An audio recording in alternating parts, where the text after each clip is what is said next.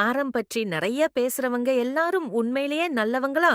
ஒருவரின் உண்மையான குணத்தை அவரோட பேச்சு இல்லை, அவர் மற்றவங்கள பற்றி எப்படி பேசுறார்னு தான் காட்டும். இன்று நாம் பார்க்கும் குறள் 185. அறஞ்சொல்லும் நெஞ்சத்தான் அண்மை புறஞ்சொல்லும் புன்மையார் காணப்படும். திருவள்ளுவர் விளக்கம். திருவள்ளுவர் இக்குறளில் சொல்லுவது அறம், ஒழுக்கம், நல்லொழுக்கம் என்று வாயால் பேசுவது எளிது.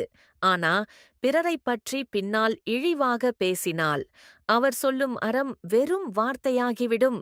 ஒருவரின் உண்மையான குணம் அவர் இல்லாதவர்களைப் பற்றி பேசும் விதத்தில் தெரியும். சாலமன் பாப்பையா உரை. அறத்தை பெரிதாக பேசும் ஒருவன் மனத்தால் அறவோன் அல்லன் என்பதை அவன் புறம்பேசும் இழிவினைக் கொண்டு கண்டு கொள்ளலாம். சாலமன் பாப்பையா கூறுவது அறம் பேசுவது மட்டும் போதாது. ஒருவன் உண்மையிலேயே நல்லவன் என்றால் அவன் பிறரைப் பற்றி பின்னால் குறை சொல்ல மாட்டான். புறங்கூறுதல் என்பது அவனுடைய உண்மையான மனநிலையை வெளிப்படுத்தும். உங்க கருத்து என்ன? அறம் பேசுறது முக்கியமா, அறம் வாழ்றது முக்கியமா? கமெண்ட்ல சொல்லுங்க. அறம் வாழணும், செயல்தான் முக்கியம்.